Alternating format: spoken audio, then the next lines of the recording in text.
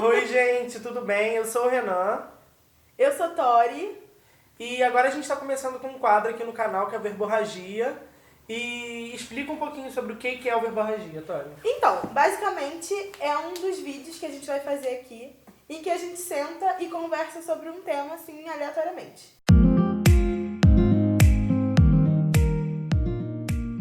A gente foi na Bienal, no último sábado da Bienal, né? E a gente foi especificamente para uma mesa. E uma das perguntas que abriram a mesa foi justamente sobre o que fazer neste momento que a gente... O que tá acontecendo? Vai.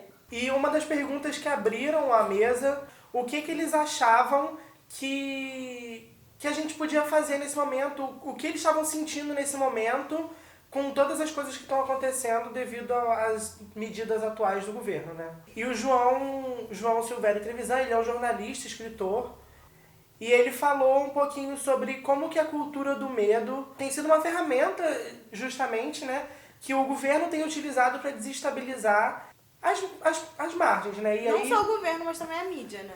É. E assim, eu acho que a mídia também reflete um pouco dessa questão. Acho que há muito tempo que a mídia utiliza da cultura do medo Pra direcionar um alvo, tipo, pra gente, né? E uma das questões dessa cultura do medo é que tem coisas que acontecem hoje que sempre aconteceram, mas por a gente estar nessa cultura que tá tudo tão jogado na televisão, a gente liga a televisão e só tem essas mesmas notícias, por a gente estar passando por uma questão de um governo também instável e tal. A gente liga a televisão, tem sempre essas notícias de LGBT assassinado, negros sendo assassinados. É isso, essas coisas sempre aconteceram, o genocídio negro sempre esteve aí. E entra justamente no que o João queria trazer, né? Essa questão de que a gente já tinha criado mecanismos e ferramentas para lidar com todas essas questões que estão acontecendo hoje em dia, mas que esse baque que a gente teve, essa onda de conservadorismo que veio tão grande, desestabilizou a gente de uma forma que a gente tem se pego olhando para coisas que a gente já tinha criado mecanismos para lidar e a gente está sem saber o que fazer. Não que esses mecanismos fossem 100% eficientes, né? Porque eu acho que também é isso. A gente de certa forma lidava com isso, conseguia sair na rua ou conseguia estar em casa bem. Agora a gente desenvolve um certo pânico por certas ações, sabe? Tipo, que a gente tá num pau de sebo. A gente subiu muito, demoramos muito tempo para subir muito e muito rápido a gente desceu, assim. Eu acho que esse foi um dos motivos pelos quais a gente ficou tão desestabilizado, porque a gente tá tão assim, sem saber o que fazer. E eu acho que também é uma questão de que, tipo, isso deixa de acontecer pra quem, né?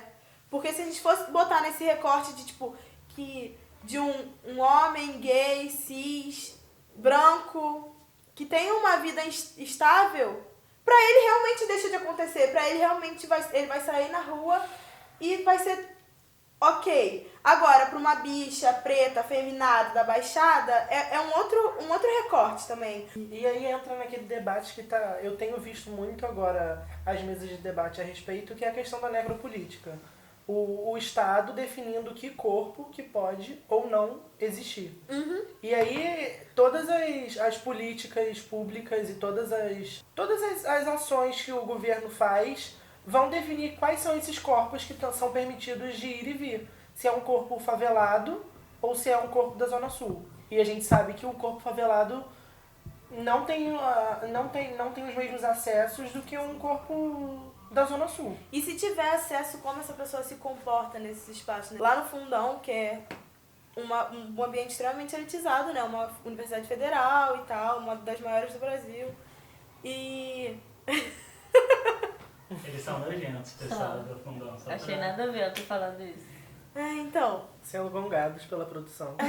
Então, tipo, é um ambiente extremamente elitizado. Eu sinto que tem certos locais e certos cursos que quando esses corpos acessam, eles acessam de uma outra forma, sabe? Tipo, o meu curso é um curso que graças a Deusa tem a maioria de pretos e pobres. Então, é um outro ambiente, sabe? E quando chega uma pessoa que é um corpo privilegiado, ele se comporta de outra forma ali também, né?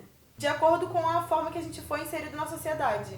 Eu acho que tem uma questão também que é geracional e que é interessante a gente conversar também, porque nós somos a primeira geração que tem um contato do jeito que a gente tem com a internet, né? Então, assim, nós somos praticamente ratinhos de laboratório. E como nós estamos acessando essa internet, o que estamos consumindo? E eu acho que essa questão da cultura do medo, ela também está muito inserida nas nossas redes sociais. Quais são as notícias que nós estamos compartilhando? Quais são os tipos de comentário que nós estamos fazendo? E não nos colocando no lugar de Culpado. de culpado, né? Mas, assim, a gente às vezes está sendo um reflexo e está sendo exatamente o que esse governo quer que nós sejamos, pessoas que estão com medo, né? Então acho que é interessante a gente sair um pouco da televisão, né? Porque mídia hoje em dia não é só televisão, ela ainda é muito forte, mas não tanto para a nossa geração, e pensar exatamente isso. E nossas redes sociais, como que elas estão, né?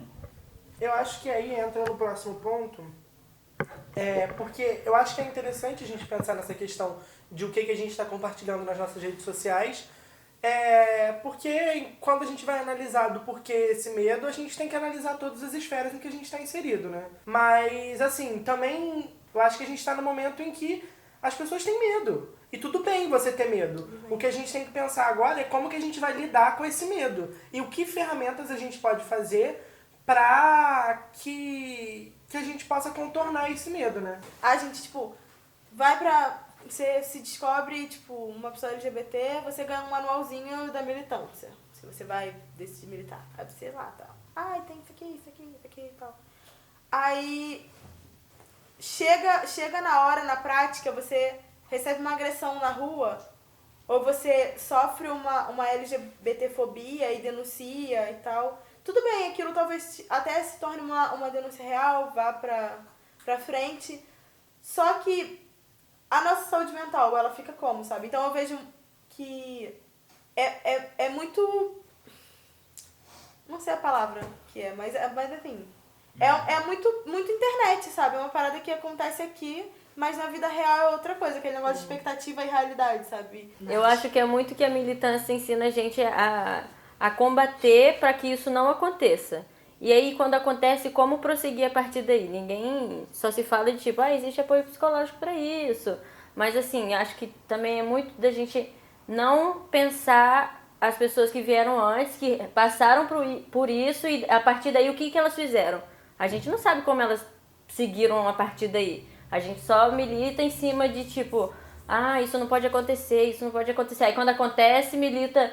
isso aconteceu, vamos apoiar, mas e depois daí? O que acontece? As outras pessoas passaram por isso, como que elas fizeram, né? O resultado que chega até a gente é, tipo, o judiciário decidiu que foi LGBTfobia. Como que essa pessoa ficou? E aí a gente sempre tá falando dessa questão, né?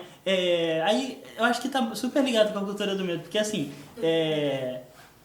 a pessoa foi condenada, crime, cadeia, sei lá, multa... o outro venceu, mas o que significa esse venceu pra ela, né?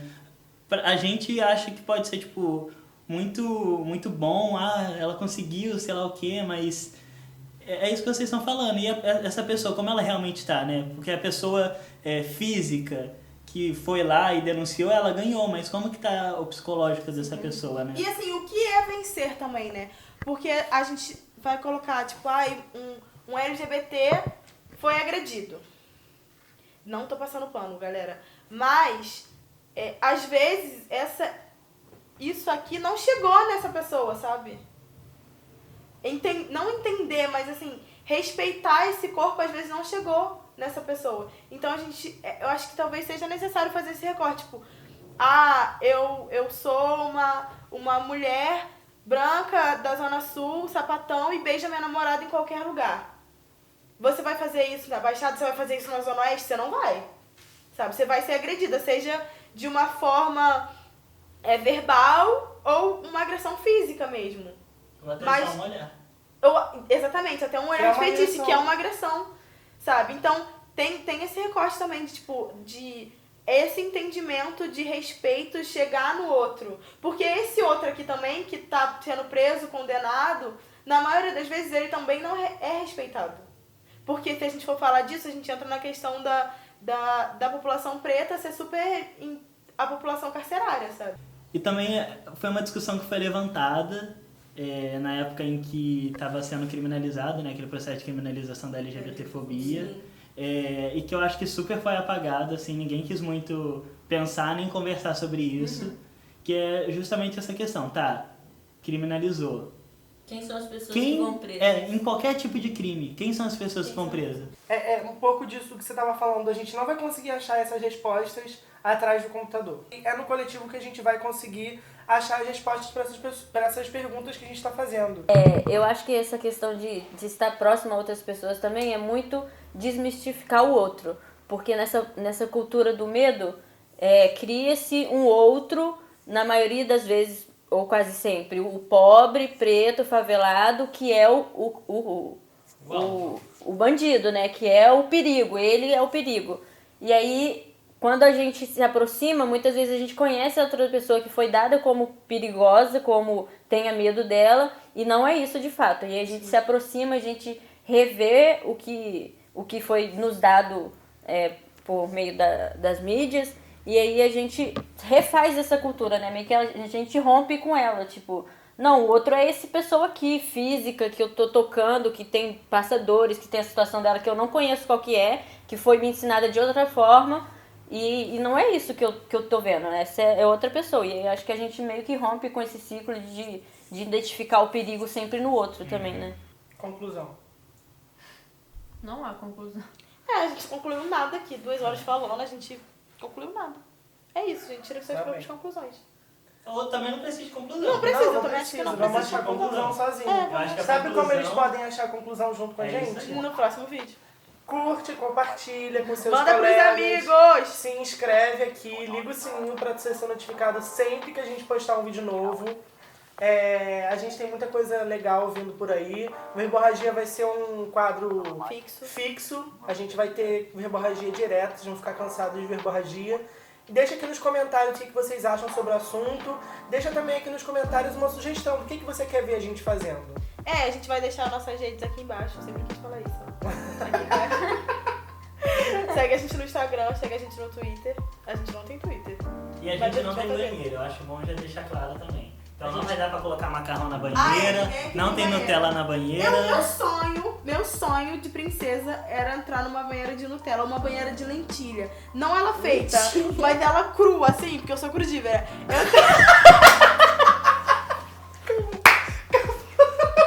Sem explicações. O vídeo acabou assim. Tchau. Tchau.